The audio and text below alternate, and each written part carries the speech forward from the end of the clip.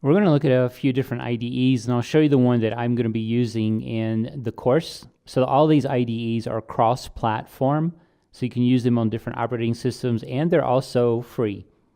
So we're going to look at code blocks, and this is not the one I'll be using. I'll show you that one kind of towards the end. So this is a very popular one.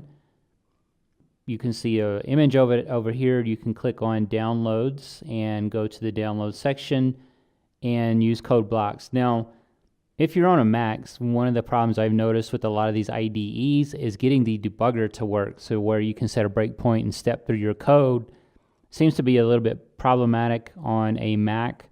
And really it centers around the GDB, so the debugger.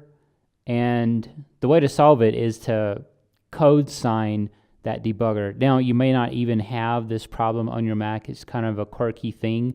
I don't know exactly what makes it occur, but that's one issue you can run into. I could not get my Mac to work with code blocks, so I kind of backed out of that one. Now, there's also CodeLite, and here we are, so codelite.org, similar as well.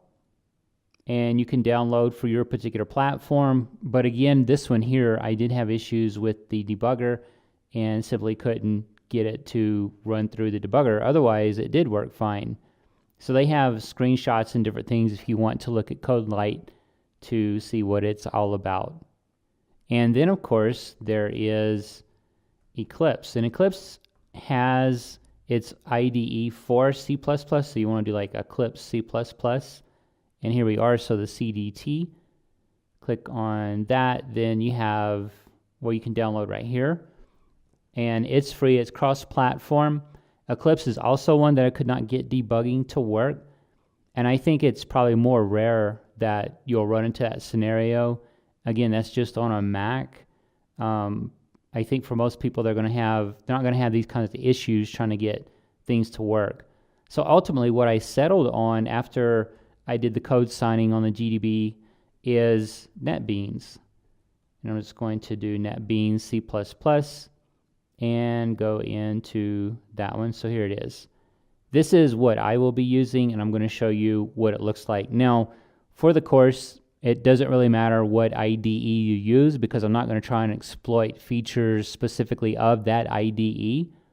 The important thing is to see how we use header files, create classes, syntax, different things like that that are C++ language specific. So the IDE is just a tool, and I'm not going to make it the center point or a requirement or anything like that. So you can choose your own IDE.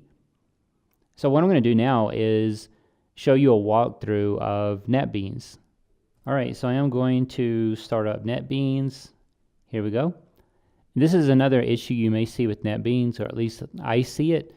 It's around the JDK, so the Java Development Kit. And I have it installed, but I run into this message for whatever reason when I'm starting NetBeans. And it's just related to some particular NetBeans modules, which I'm not concerned about, so I just disable modules and continue, and NetBeans will load fine after that. All right, so this is the IDE. You can see on the left side, I've got a project that is loaded that I was using earlier, so your projects will appear here. All your projects, they kind of cascade into this right here, so it's really easy to access them. What I'm going to do is create a new project so we can just see how this works. So I'm just going to do File, New, and I am going to select Application, Next. So I'm just going to select a name for this of Test, and let's see, I guess I'll do a Test 2, and then Finish. And here we are with my Test 2. So it's broken out really nice as to how everything in here is going to get separated, the various files. So all the files are going to be CPP, and if I open this, I've got my main CPP, and I'll just close this other one. And this is just a basic file.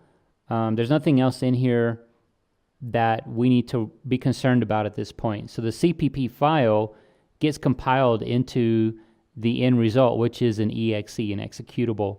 To run this file, I can go up here, click on this green arrow. That will run my project, and that's finished. Now, a lot of the times what you're going to want to do is build your project, and you have a build right here, and then you have a clean and a build. So if I just do the build, it's not going to execute anything, but that just gets the latest of my changes and puts them into the executable. So what I'm going to do is just go ahead and change this up a little bit and do a simple hello world, and it's going to be a cout, and I'll say hello world. Save that and do a semicolon to terminate my line. So this is the simplest of the simple, and we'll go through this again, but just to show how to get up and going with NetBeans. So this file is saved, and if I run this file, notice this build is going to fail here. And the reason why it's failing is because I need an include at the top for IO stream. So I'm going to add IO stream, save, and run. That's going to run, and there's my hello world just printing out into the console. So that's about it. We're going to get into this deeper when we get into the language fundamentals, but that should give you an idea of what's going on with NetBeans. And one more thing, if I go ahead and click right here, I'm setting a breakpoint. Notice this one over here, this arrow with this piece of paper that's kind of torn, that's the debugger. So if I run that, we stop right there, and I can go ahead and step through by using these commands over here. So step over, step into, step out. So we'll see these get used more. So I'll just step over and let this line execute, and then eventually it runs through. So I'll just let that go, and there's my hello world. I'll just click, remove that. Let's see, there we are. And that's about it. So an overview of NetBeans, again, this is free, runs on Windows, Linux, and also Mac.